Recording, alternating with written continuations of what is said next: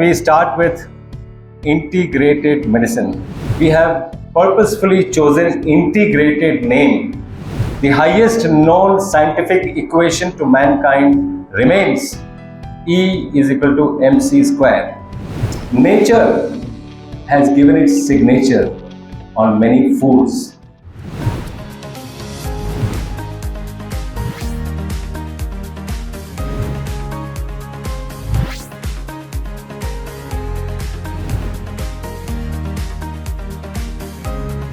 And welcome to all. Before starting, we have a group prayer.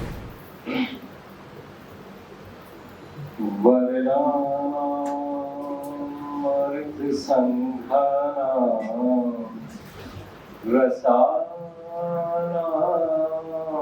छंदसामपि मंगलानां चक्रतारौ Vande Vani विनायकौ. Thank you. And we start with integrated medicine. I hope who are there from Yog, BNYS? Okay, they are not there. They must be on their way. This lecture will be a mixture of English and Hindi and little bit of Sanskrit wherever required. So integrated medicine, also called functional medicine. Functional medicine, there are courses all over the world, Europe, America. It has not yet started in India. We are planning to start the first course of integrated medicine / functional medicine. We have purposefully chosen integrated name rather than functional medicine because functional medicine has a stigma attached to it. This patient is functional. So that stigma is there. So we chose this name as integrated medicine. An integrated approach to any and many diseases. So we'll see how we can integrate all healing modalities to come to the rescue of one person. I will show you with a scientific example. Many times people feel these things are not scientific. It is not scientifically explained properly, is what I feel.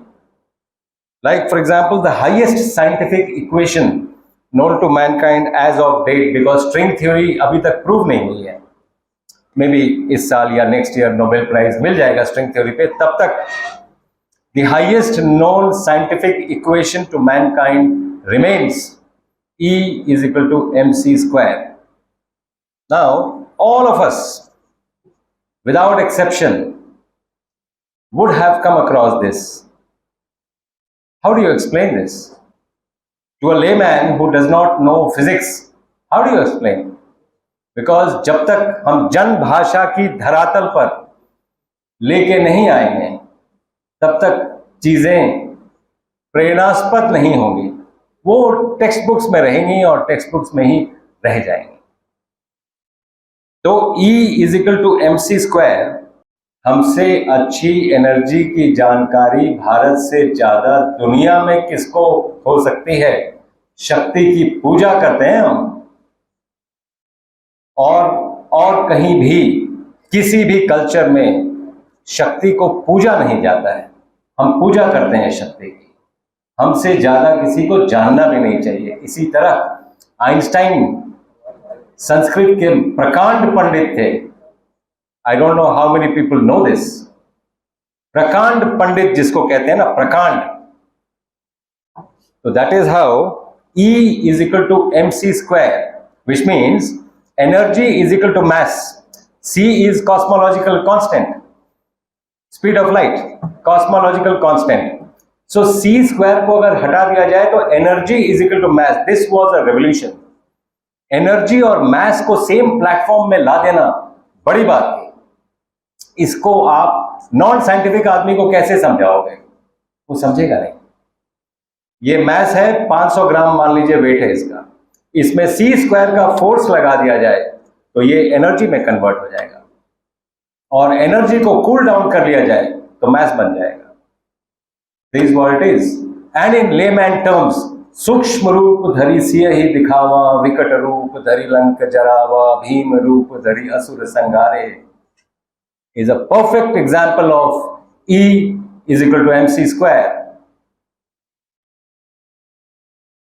Now, coming to natural things, nature has given its signature on many foods. आहार ही औषधि है. जब तक हम इस बात को समझेंगे नहीं, let food be thy medicine, ये मैं नहीं बोल रहा हूं, हिपोक्रेटिस जिसका आप ओथ लेते हो उसका पंच लाइन था let food be thy medicine, और ये कॉपी किया गया था संस्कृत से, आहार ही औषधि है. जब तक ये बात हम समझेंगे नहीं तब तक औषधियों के पीछे घूमते रहेंगे. कर्क्यूमिन हील नहीं करता है, होल हल्दी हील करती है. अगर आपने ये खंडित दृष्टि और खंडित दृष्टिकोण के चक्कर में हम कहीं नहीं पहुंच पा रहे हैं. Anyway, coming back to this, आप देखिए वो एक आलमंड है, बादाम. बादाम को भिंगा लेंगे तो वैसा दिखेगा, वो आपको आर्टरीज की तरह नहीं दिख रहा है. नेचर का सिग्नेचर है कि अगर कहीं ब्लॉकेजेस हैं तो भीगा हुआ बादाम खाइए, ये नेचर का सिग्नेचर है. अगर डिमेंशिया है तो अखरोट खाइए, ये बॉन्जाई ब्रेन है. आप एक्सपेक्ट क्या कर रहे थे कि नेचर फोन करके बताएगी कि मैंने ये बना दिया है, तुम यहां ले लो इसको. दिमाग दिया है आपको, इस पे लगाइए और देखिए आहार औषधि कैसे बन सकती है. Starting with diabetes in integrated medicine. Integrated medicine पे और भी बहुत कुछ बोला जा सकता है, but I think we'll straight away jump to the topic looking at the time constraint. तो type 1, type 2 and type 3 diabetes. How many people have heard type 3 diabetes? You have heard about type 3 diabetes?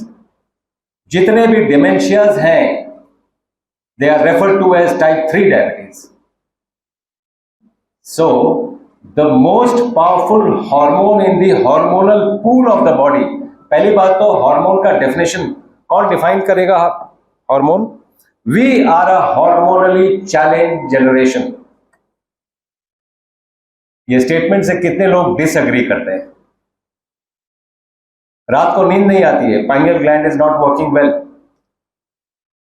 Thyroid, 1/3 ladies को thyroid का problem है, it's not working well. नीचे आ जाइए उसके.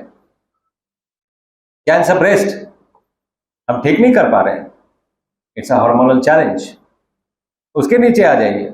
Diabetes hormonal challenge है, हम ठीक नहीं कर पा रहे हैं. उसके नीचे आ जाइए. एड्रिनल ग्लैंड्स, हाइपरटेंशन, हम ठीक नहीं कर पा रहे.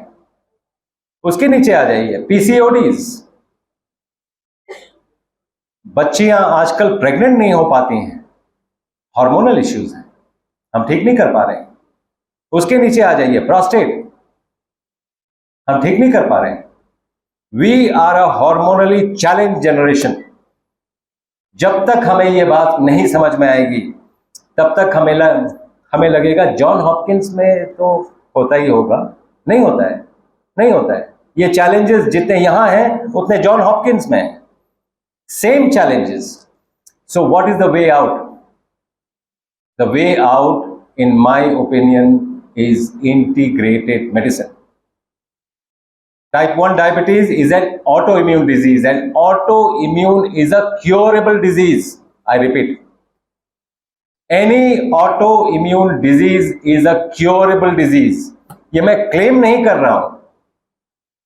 हमने कितने पेशेंट्स ठीक किए हैं जिसका कोई नंबरिंग 1000 तक तो नंबर किया था, अब तो नंबर नहीं करते हैं.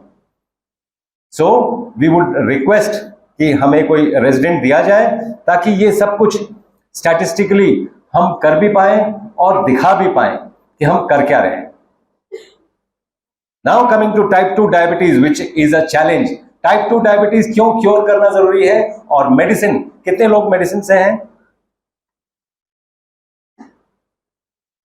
We must be having residents from medicine, नहीं? एनीवेज, डायबिटीज एक ऐसी चीज है wide spectrum. Anything that you practice, diabetes होगा ही उसमें, और डायबिटीज के ही इंसल्ट से वो आया होगा। ये पूछना जरूरी है कि अगर 400 शुगर था और हमने ड्रग दे के 100 कर दिया, तो बाकी 300 कहाँ गए? ये पूछना जरूरी है। ये पूछना जरूरी है कि क्या डायबिटीज को हम कंट्रोल करके रखेंगे तो उसके जो कॉम्प्लिकेशन वाले डिजीजेस हैं नहीं होंगे, रीनल फेलियर बच जाएगा, कार्डियोमायोपैथी बच जाएगा, माइक्रो एंजियोपैथीज बच जाएंगे। So we are managing, not curing a disease. आप कभी भी टेक्स्ट बुक्स में देखेंगे management of this and this, it should be cure of this and this, और वो क्योर के तरफ आप इमीडिएटली आ जाएंगे once you have an integrated, a holistic approach towards any disease for that matter. Now, type 2 diabetes is not a blood sugar disease. How many people disagree with this statement? It is not a blood sugar disease. Blood sugar is an effect of diabetes, not the cause. The cause is hyperinsulinemia, और hyper इंसुलिनीमिया के चलते insulin resistance है। The effect of that is blood sugar high, और पूरी दुनिया लगी हुई है ब्लड शुगर को कंट्रोल करने में, कॉज को नहीं देखने में। जब तक आप कॉज को नहीं देखेंगे आप क्योर के तरफ नहीं जा सकते हैं। आप मैनेज कर सकते हैं, ब्लड शुगर को नॉर्मल कर सकते हैं, लेकिन आप क्योर नहीं कर सकते हैं क्योंकि आप कॉज के तरफ देख ही नहीं रहे। तो देखने की जरूरत है कि हाइपर इंसुलिनीमिया प्रिवेंट कैसे करेंगे। जुबान पे लगाम से प्रिवेंट करेंगे, पेरेंट्स को दोष देना छोड़ दें हम। देखो, जैसे ही डायबिटिक पेशेंट को हम पूछते हैं तुमको डायबिटीज है? हाँ, मैं तो फैमिली में है, मतलब मैं तो एक निरीह प्राणी ऐसे घूम रहा था इस खानदान में, पैदा हो गया तो वो खानदान का ही दोष है, ऐसा हमने पढ़ा है। We have to unlearn so many things which we saw in the recent pandemic. In the recent pandemic, single-handedly, I cured 15,000 patients. Not one patient died. Today, I am going to tell you how with the integrated approach we cured so many patients. हमारे पास तो 50% वाले भी आए थे, जिनका 50% था, जिनका basically हमें तो उनको वेंटिलेटर पे डालना है। So we have to unlearn many things. Like for example, if I ask one of the residents कि हम अंदर क्या लेते हैं और बाहर क्या छोड़ते हैं, व्हाट विल यू से? हम अंदर ऑक्सीजन लेते हैं और बाहर कार्बन डाइऑक्साइड छोड़ते हैं। This is wrong learning. हम अंदर हवा लेते हैं, हवा में 20% ऑक्सीजन है। इस बॉडी को मालूम है ऑक्सीजन उसमें से निकालना कितना है। ऑक्सीजन आग लगाती है, हम ये बात भूल चले हैं। Oxygen favours combustion. आपको आश्चर्य नहीं होना चाहिए अगर आपने ऑक्सीजन दिया और सीआरपी बढ़ गया। आश्चर्य की बात है नहीं, आग लगी है। अगर हवा दे देते तो आग नहीं लगती। ये बहुत, there are so many things that we need to unlearn to learn new things. आप देखें 9,985 diseases known to mankind है, इतने ही हैं। इसी में एलोपैथी कर लो, होम्योपैथी कर लो, आयुर्वेद कर लो, जो मर्जी कर लो, इतने ही डिजीजेस हैं।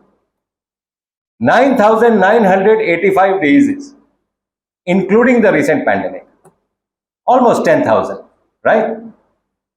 लेकिन बीमार होने के तरीके दो ही हैं, तीसरा कोई तरीका नहीं है। बीमार होने के तरीके हैं, either the pathogen will come from outside like the recent pandemic, or an inside cell will become pathogenic like cancer, like autoimmune disease. So this pathogen needs to be dealt with. If you come to the cellular level of diseases, this pathogen needs to be dealt with. बाहर से pathogen आया, how will the body respond? You think the body will not respond? Body is it, ये ब्रह्म है, ये respond करेगी। Respond कैसे किया? Fever, fever is the response of the body to kill the pathogen. पूरी दुनिया क्या कर रही है? फीवर कम कर रही है। Are we helping the body or harming the body? We need to understand this. आप फीवर से क्या होगा? मैक्सिमम डिहाइड्रेशन होगा। हाइड्रेट करिए, हाइड्रेट करिए। 8 से 10 घंटे में फीवर चला जाएगा।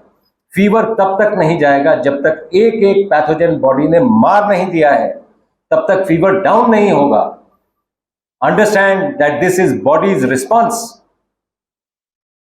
आप फीवर में डिस्कंफर्ट होगा जरूर, तो बीमारी डिस्कंफर्ट होती है, डिस ईज होती है, ईज नहीं होती है। It is disease. तो थोड़ा बहुत डिस ईज होगा। इसका यह मतलब नहीं है कि हम फीवर कम करते रहेंगे। We have to hydrate the body. हमने एग्जैक्टली यही किया। जिन लोगों को कोमॉर्बिडिटीज थे 24 आवर्स लगा फीवर कम होने में, बाकी लोगों का 6 से 8 घंटे में फीवर डाउन हो गया 90%। सिर्फ हाइड्रेट करने से। हाँ, जानवरों से बहुत कुछ सीखना जरूरी है। We are the most intelligent species on planet earth. ये सर्टिफिकेट मैनकाइंड को किसने दिया?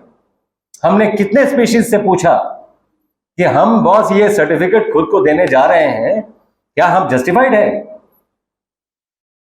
एक कुत्ता एक बार सूंघ के बता देता है खाना है कि नहीं खाना है। हमें आज तक नहीं पता चला क्या खाना है क्या नहीं खाना है। And we feel we are the most intelligent species on planet Earth. We have to rethink. The hubris of mankind has to come down. We have to rethink things. जब तक हम रीथिंक नहीं करेंगे, स्थितियां ऐसी ही चलती रहेंगी। फर्स्ट डे फीवर कम हो गया, दूसरे दिन बॉडी कैसे रिस्पॉन्ड करेगी? जो सेल्स अफेक्टेड हो गए हैं because of the pathogen, body तेजी से ऑक्सीजन कॉन्सेंट्रेशन कम करेगी ताकि वो सेल्स मर जाएं। हमने क्या किया? ऑक्सीजन दे दिया। We have to understand. और मैं ये सिर्फ यूं ही नहीं बोल रहा हूं, हमने इस पद्धति से 15,000 पेशेंट ठीक किए। ना एक, ना 100, ना 500, ना 1000, 15,000, just by this understanding. And I am ready for any kind of criticism. These patients are there, उनके टेलीफोन नंबर हैं, एड्रेसेस हैं, सारा कुछ है। In fact, that is the time when we thought that nuclear medicine से एक और अलग हट के चीज हमें, we have to save mankind. And ये फीलिंग से we started integrated medicine. तो वैसे साइंटिफिकली मैं बहुत कुछ सोचता रहता था पहले, बट उसको इंप्लीमेंट उस टाइम पे किया। So second day the body will reduce oxygen concentration. What needs to be done is, आप अगर पीठ के बल सोए हैं, एक नॉस्ट्रिल चल रहा है, पेट के बल लेट जाएंगे, दोनों नॉस्ट्रिल चलने लगेगा। You are giving double the dose of air inside the body. 15 minute wait करिए, 98% आ जाएगा आपका। You have to have patience for 15 minutes. 15 to 20 minutes में 98 to 99% ऑक्सीजन कॉन्सेंट्रेशन आपका मशीन शो करने लगेगा। हमें उतना पेशेंस चाहिए होगा। पहली बात, पेशेंट के मन में ये बात इंस्टिल करना जरूरी है, मरोगे नहीं। क्योंकि जैसे ही आप डर जाएंगे, कोरोना 2020 देख के इतने लोग मर गए, तो सबसे पहले जब आप, क्यों मरता है? जैसे ही आप स्ट्रेस में आते हैं, because you are in stress, जैसे ही आप स्ट्रेस में आते हैं, the first system to shut down in the body is the immune system, is going to shut down. So you are vulnerable to die any time if you are in stress. सबसे पहले तो D stress करना जरूरी है, और stress का ही नतीजा है कि ब्लड शुगर आपका कभी नॉर्मल नहीं आएगा, कभी नॉर्मल नहीं आएगा अगर आप स्ट्रेस में रहेंगे या स्ट्रेस को मैनेज करना नहीं जानते हैं। क्योंकि जीवन में स्ट्रेस होना ही चाहिए। स्ट्रेस के बिना तो जीवन नहीं, और स्ट्रेस होगा तो ब्लड प्रेशर होगा। So coming back to type 2 diabetes, और ये सिर्फ ये पैंडेमिक नहीं, इसके बाद भी जो पैंडेमिक्स आएंगे, we need to categorise these diseases into 2 categories. Pathogen बाहर से आया कि अंदर का सेल पैथोजेनिक बना। So we have a full complete way of dealing with both differently, but on a cure basis. So type 1 diabetes is an autoimmune disease. It takes around 6 months to 1 year to cure type 1 diabetes. आपके लिए news होगा. It takes around 6 months to 1 year to cure. Yes, उस बीच उसको 100% वैसे we have developed a protocol. उसको 100% वैसे ही करना होगा. He will be.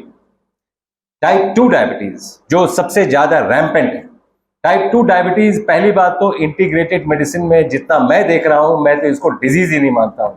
तो बहुत छोटी बात है, बहुत ही छोटी बात है टाइप 2 डायबिटीज को क्योर करना. It takes maximum 72 hours. मेरी बातें आपको लग रही होंगी कि नहीं ये तो वैसे ही बड़बोलापन है. आप कभी आइए और देखिए, या मेरे यूट्यूब चैनल पे जाइए और देखिए कि वो पेशेंट्स क्या बोल रहे हैं. उनके टेलीफोन नंबर्स, एड्रेसेस डिफाइंड हैं. कभी फोन भी कर लीजिए उनको पूछिए कैसा चल रहा है उनका, कितने दिन में ठीक हुआ. 16 साल से इंजेक्टेबल इंसुलिन पे थे, कैसे एक दिन में इंसुलिन बंद हो गया, ब्लड शुगर नॉर्मल आ गया. So we need to understand कि ये हुआ कैसे.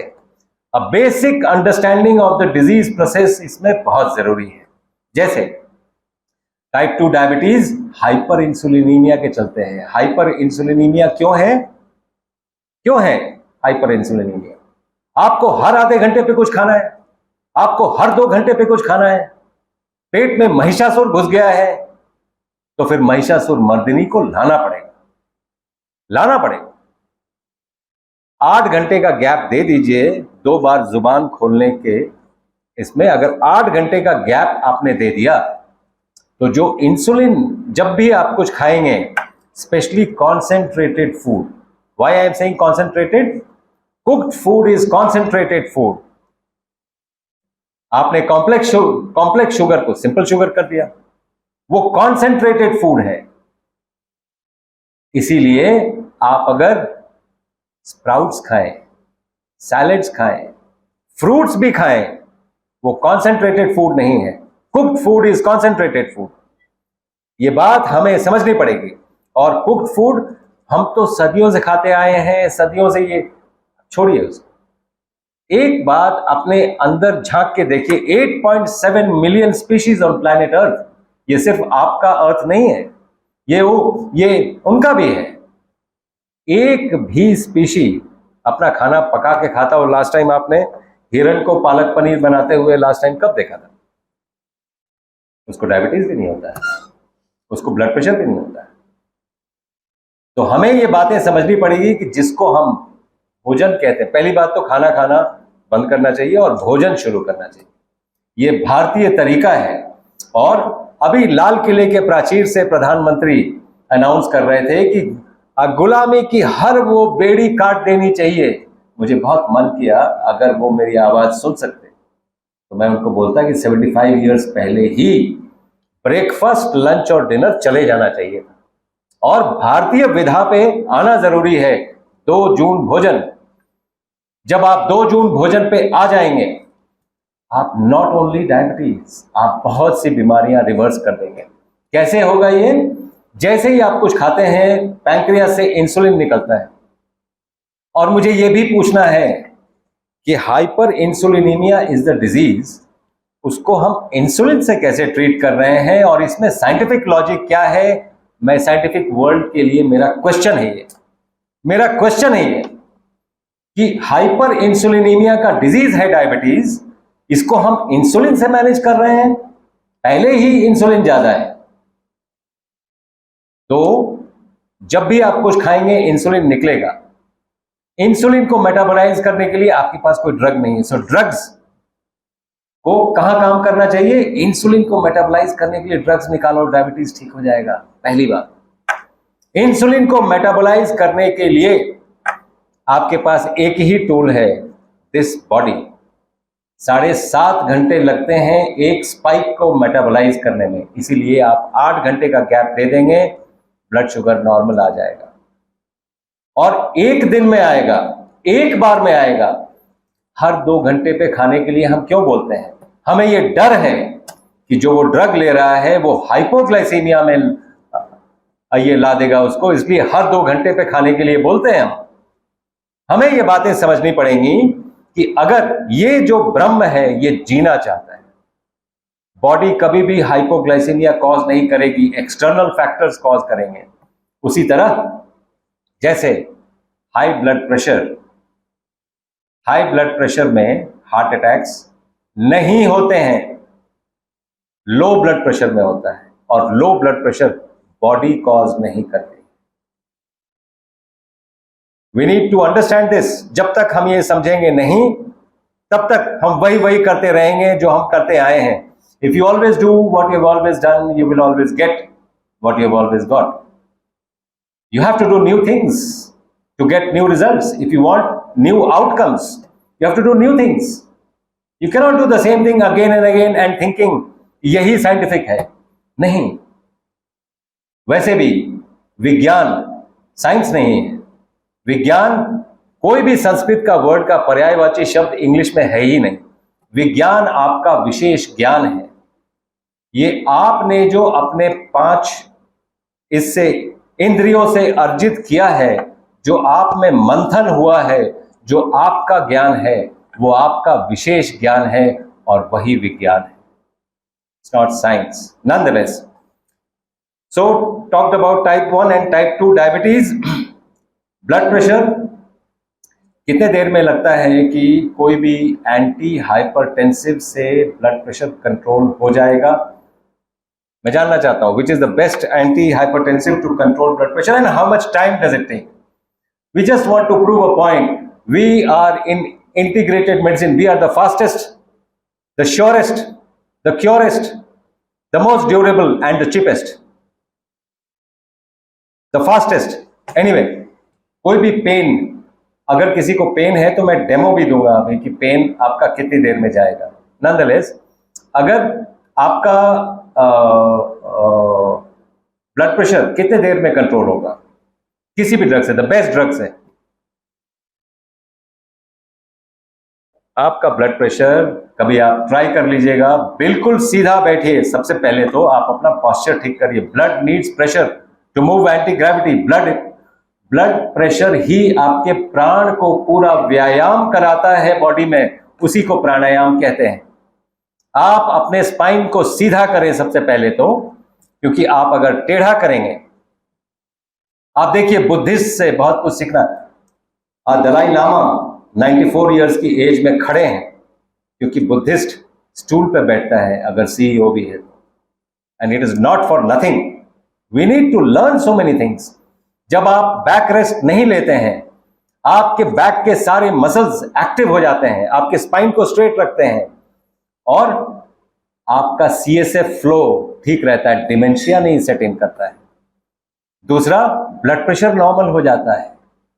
Postural medicine. So we are saying let food be thy medicine, let heat be thy medicine, let light be thy medicine, let sound be thy medicine.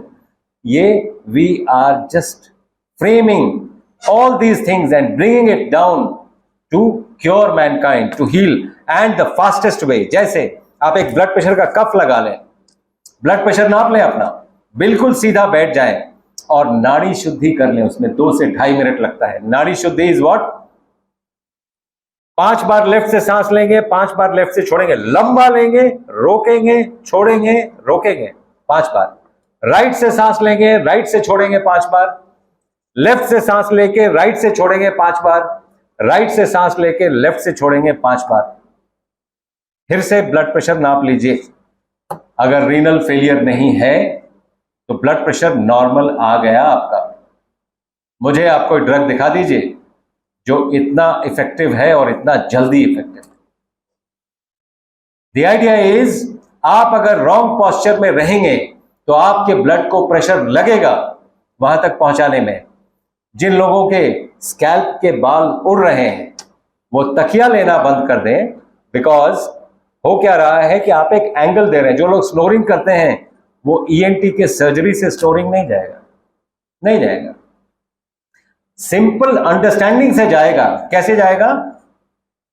आप जो सांस लेते हैं, हवा को एंगल देंगे तो बजेगा। आप हवा को एंगल दे रहे हैं, वो बजेगा। अगर आप तकिया लेंगे तो आप अपना सर ऐसे कर देते हैं, हवा को आपने एंगल दे दिया तो वो बजेगा। तकिया निकाल देंगे, स्नोरिंग बंद हो जाएगा। पेट के बल लेट जाइए, बिल्कुल स्नोरिंग बंद हो जाएगा। बात यह है कि ये छोटे छोटे पॉस्चर्स अपने जीवन में आप लेके बहुत कुछ उल्टा कर सकते हैं, rather than depending upon drugs only or some procedures to do things। जैसे हर्निया, मैं नॉर्मली सर्जन्स के, बहुत जगह सर्जन्स के व्हाट्सएप ग्रुप में हूं मैं, जहां पर मैं देखता हूं वो हमने ये टाइप किया और ये टाइप का हर्नियोग्राफी किया, this is the latest in the world.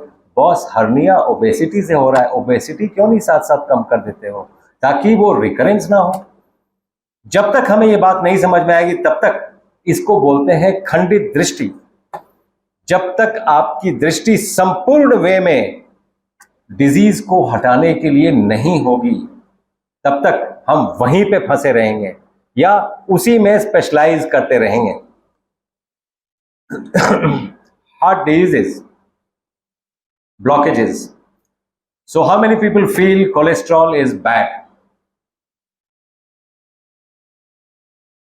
None of them. Nobody feels cholesterol is bad. Very nice. I'm happy. Body का विजडम समझना पड़ेगा। थायराइड का ग्लैंड थायराइड हार्मोन्स बनाता है, और क्या बनाता है? कोलेस्ट्रॉल बनाता है। बॉडी का 100 trillion cells, each and every cell makes cholesterol. ये समझने वाली बात है कि ये बॉडी इंपॉर्टेंस दे रही है, कोलेस्ट्रॉल कितना इंपॉर्टेंट है। और जहां पे पाया जाना, मान लीजिए यहां पे मर्डर हो गया, हम लोग सब जाके देखने लगे, पुलिस आ गई, हम वहां पे पाए गए, दैट डज नॉट मीन हमने मर्डर किया है। कोलेस्ट्रॉल का उस जगह पे पाया जाना डज नॉट मीन कि कोलेस्ट्रॉल रिस्पॉन्सिबल है डिजीज के लिए। कोलेस्ट्रॉल उसको बचाने भी आ सकता है। कोलेस्ट्रॉल इन लेमैन टर्म्स क्या करता है? आपके पाइप में अगर लीकेज है तो डॉक्टर फिक्सिट जो आप लगाते हैं, कोलेस्ट्रॉल वही काम करता है। क्या आप नहीं चाहते हैं कि ऐसा हो? कोलेस्ट्रॉल का प्रोडक्शन बंद कर रहे हैं आप, डिमेंशिया सेट इन कर रहा है। 75 to 80% of the brain is cholesterol. आपने उसका प्रोडक्शन ही लीवर से बंद कर दिया, तो इसमें आश्चर्य वाली कौन सी बात है कि डिमेंशिया हो रहा है? इसमें आश्चर्य क्यों कर रहे हैं? स्टैटिन्स बंद करिए, डिमेंशिया वापस आ जाएगा। ये बड़ी सिंपल सी बात है। So coming to heart diseases, heart diseases में कोलेस्ट्रॉल, एक तो causative and correlative, we need to understand whether what is the causative factor, what is the correlative factor. Cholesterol is still now a correlative factor, not a causative factor. तो cholesterol को कम करने के चक्कर में हम पड़ गए हैं। We will not go into details. कभी हम लोग जब सिस्टमैटिक क्लासेस लेंगे, then we will deliberate on this. I am just touching and going. ये आर्टरी का कैलिबर लेफ्ट साइड वाला होना चाहिए था, जो व्हाइट आपको दिख रहा है। राइट में जो दिख रहा है आपको, कैलिबर दिख रहा है क्या? कहीं ढूंढ पा रहे हैं क्या? ये जो व्यू है, ये आर्टरी को काटा हुआ व्यू है। उसमें क्या क्या दिख रहा है? आपको नहीं दिख रहा है? जो आपने अंडा खाया है वो भी है, जो आपने जो चीजें खाई हैं सब वहां पे डिपॉजिटेड है। क्या ये दिख नहीं रहा है क्या? आहार ही औषधि है। जब तक हमें ये बात नहीं समझ में आएगी तब तक एंजियोप्लास्टी तो ठीक ही है, बाईपास तो करना ही चाहिए। आप खुद कर सकते हैं। So reversal of coronary artery disease, you think it is not possible? Yes, it is possible by food, and yes, it is possible बहुत जल्दी पॉसिबल है ये। So we need to understand the difference between hunger and craving. Kidney failure.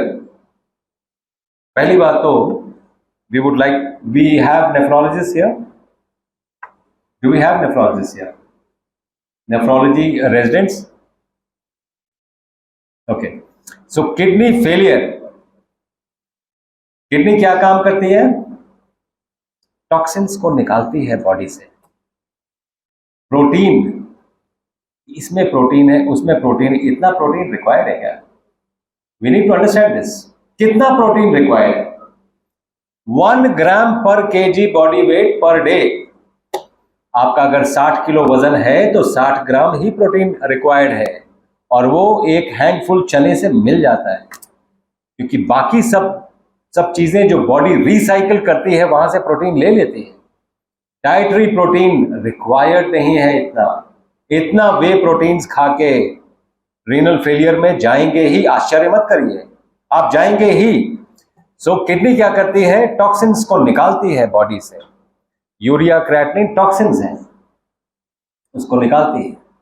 अगर kidney fail कर गई है या renal tissue, there are less number of functioning glomeruli, that is renal failure. अगर 10 से 15% पे आ गई तो स्टेज 5 डिजीज बोलते हैं। So what will happen now? The blood will increase pressure, कि जितना ग्लोमेरुलाई बच गए हैं उसमें से टॉक्सिन्स को निकाल दें। हम क्या कर रहे हैं? We are lowering the blood pressure, number 1। Number 2, क्या कोई ऑल्टरनेटिव है? Yes, we can use skin as kidney 2.0। उसको गर्म पानी में लिटा दीजिए, स्किन से पसीना आएगा, यूरिन को आप 10 लीटर पानी डाल दीजिए, अपने स्वेट से एनालाइज कर लीजिए ना, क्या वो सेम है क्या?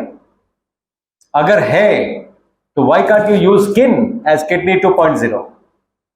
अगर किडनी फेल कर गई है तो, ताकि डायलिसिस कम होगा, बंद भी हो सकता है, अर्ली रीनल फेलियर में बंद भी हो सकता है। किडनी रीग्रो भी करती हैं, each and every cell of the body regrows. और चूंकि we are in nuclear medicine, हमसे अच्छा कौन जानेगा? हम तो रीनोग्राम करते भी हैं, डेमोन्स्ट्रेट भी करते हैं कि किडनी ग्रो कितना की है, जीएफआर कितना बड़ा है। एनीवेज, तो that we can do and that can be done. और इसमें योग, नेचुरोपैथी, ये सभी चीजों का रोल है, सभी चीजों का रोल है। That is why we are just saying an integrated approach to deal with a patient. And in integrated medicine and in science, it is proved that 75% of the diseases known to mankind are metabolic diseases. They are diseases of the mitochondria. Mitochondria he genetic deletion cause करता है, जो cancer cause करता है। तो cancer genetic disease हो सकता है, but the genetic defect is an effect, not the cause of cancer. जब तक हमें यह बात नहीं समझ में आएगी, तब तक कैंसर के लिए कीमोथेरेपी, जीन को वो करते रहेंगे। We have reached nowhere. हम अपने गिरेबान में झांक के देखें, 1970 से जो वॉर ऑन कैंसर शुरू हुआ, वेयर आर वी? पहले ऐसा सोचा जाता था कि किसी किसी को कैंसर हो जाता है, उसके बाद दूर दराज के रिलेटिव्स को होने लगा, अब तो घर में घुस गया है। और फिर भी हमें लगता है कि नहीं, ये तो बहुत सी ऐसे टूल्स हैं। दिखा दीजिए मुझे, आपके पास बहुत टूल्स होंगे, दिखा दीजिए। How many people have you cured of cancer? Show me. Unless the understanding changes that this is a metabolic disease and the genetic defect is an effect of metabolism, इसीलिए जुबान पे लगाम 3 लोगों से वास्ता नहीं कराएगा। जुबान पे लगाम अगर खाने के लिए है तो डॉक्टर से वास्ता नहीं पड़ेगा, और अगर बोलने के लिए है तो पुलिस और वकील से वास्ता नहीं पड़ेगा। और इन तीनों से लाइफ में वास्ता ना पड़े तो ज्यादा अच्छा है। घर के घर, गांव के गांव बिकते हुए रोज देखते हैं। हम इस पेशे में हैं, हम इस प्रोफेशन में हैं, हम रोज देखते हैं उनके घर के घर, गांव के गांव बिक जाते हैं, फिर भी वो ठीक नहीं होते हैं। इसीलिए the onus is on us। Doctor कोई क्यों बनता है? सोसाइटी में डिजीज ना हो। कितने लोग काम कर रहे हैं इस पे? हमें अपने अंदर के ब्रह्म को जगाना पड़ेगा। मैं आज आपको जगाने आया। जब तक हम अपने आप को जगाएंगे नहीं कि आप कौन है, क्या कर रहे हैं, आप कितना हेल्प कर रहे हैं, at the end of the day नींद आपको क्यों नहीं आ रही है? क्योंकि आप अपने आप को हेल्प कर रहे हैं, बाकी लोगों को हेल्प नहीं कर रहे हैं या हार्म कर रहे हैं। अपने आप से पूछिए सोने के पहले कि आज पूरे दिन में आपने कितने लोगों को हेल्प किया। The attitude of gratitude, meditation, ये सभी चीजें आपकी सारी बीमारियों को खत्म करने की ताकत रखती हैं।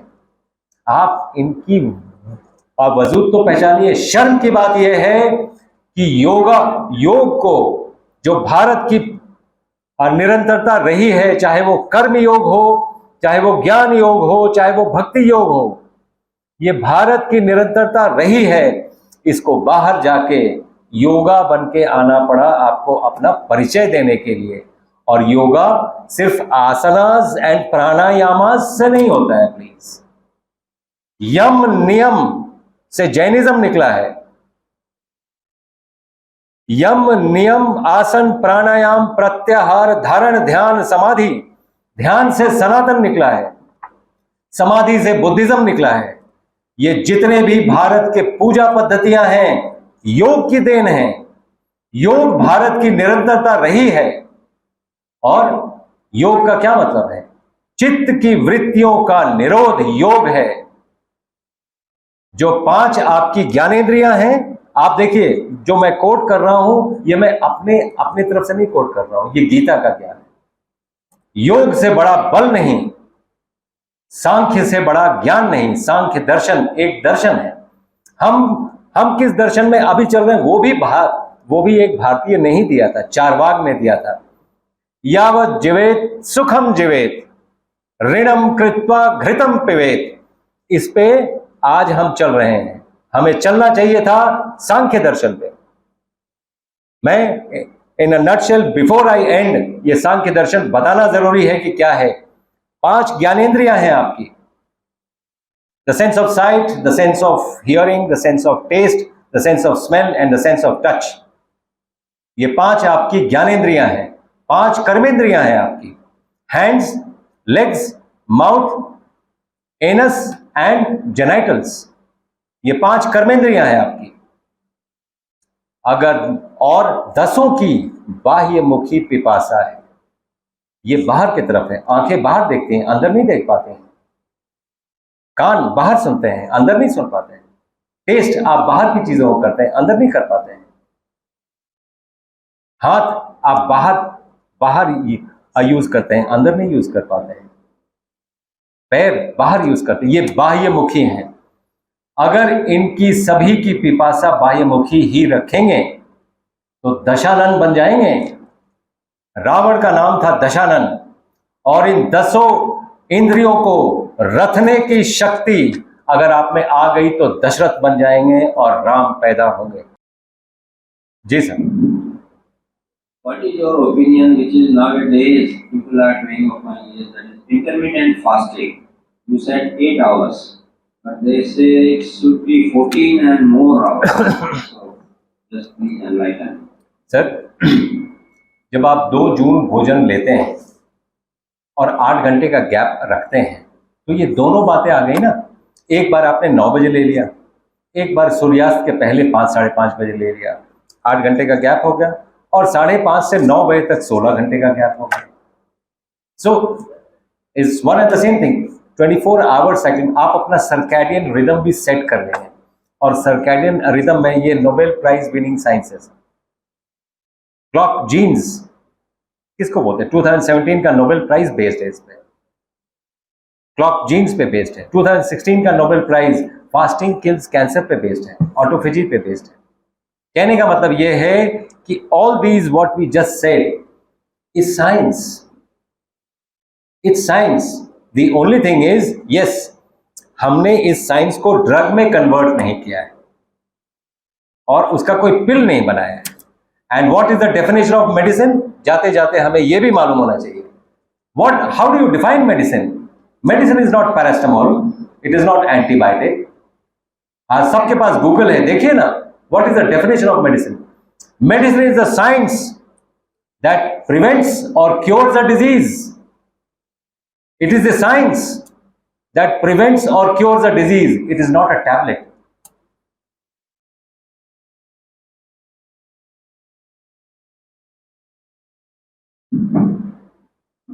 Yes. Very good. Presented very well and with a different perspective altogether. I would like to know, that according to you, what is the normal blood sugar or normal cholesterol level? Because this is what patients are supposed to this for. Yes. So 7 number का जूता सब में fit हो जाता है sir. So there cannot be a normal. It has to be normal for that body. I mean, what would be a normal range then? Yes, there has to be a range. Yes, you're right. So the ranges that exist are slightly below the normal. It has to be slightly more than that. But on an average, random sugar अगर आपका 130, 140 के आसपास है, you are normal. Random sugar की बात कर रहे हैं हम. HbA1c is a 3 month average. उसको डेली बेसिस पे कराना पता नहीं कितना जस्टिफाइड है, I do not know. But random sugar अगर आपका इतना है. और एक और चीज, फिजियोलॉजी ऑफ द बॉडी समझना जरूरी है, जो हम भूल चुके हैं, क्योंकि फर्स्ट MBBS में पढ़ लिया, फिर भूल गए उसको, काम तो कुछ है ही नहीं उसका. सुबह सुबह आपका ब्लड शुगर ज्यादा होना है, नहीं तो आप गिर जाएंगे बाथरूम में. मॉर्निंग वॉक को चले गए, गिर जाएंगे वहां पे. बॉडी अपने आप ब्लड शुगर ज्यादा रखती है. इसी बात को कैश किया गया है ड्रग बनाने में कि ब्लड शुगर तो ज्यादा है, ब्लड शुगर ज्यादा ही होना चाहिए सुबह सुबह, क्योंकि सुबह सुबह आप कुछ इनपुट नहीं दे रहे हैं. So it is the physiology of the body which keeps the blood sugar at a higher level so that you don't fall down. आप उसी को कम कर रहे हैं आप. Anyways, that is getting into. मैं एक नॉन कॉन्ट्रोवर्शियल, कोई कॉन्ट्रोवर्शियल वाली बात मैं बोलना भी नहीं चाहता हूं, because there is so much to do. Why to get into controversies? जी सर. हाँ, कोलेस्ट्रॉल, डाइटरी कोलेस्ट्रॉल. मैं तो ये दैट्स फूड फॉर थॉट. मैं फूड फॉर थॉट आपको देता हूं. आप देखिए डाइटरी कोलेस्ट्रॉल कितना इंपॉर्टेंट है आपके टोटल कोलेस्ट्रॉल में, उसमें कितना भागीदारी रखता है, ये जानना भी चाहिए. ये मैं एज अ साइंटिस्ट, सभी साइंटिस्ट यहाँ पे बैठे हुए हैं, जितने भी लोग प्रैक्टिस करते हैं, आई कंसिडर देम साइंटिस्ट. आप अपना दिमाग यूज करें ना. तो द होमवर्क इज कितना डाइटरी कोलेस्ट्रॉल कंट्रीब्यूट करता है आपके टोटल कोलेस्ट्रॉल पे. इतना ही अगर आप मालूम कर लें, जीवन सफल हो जाएगा.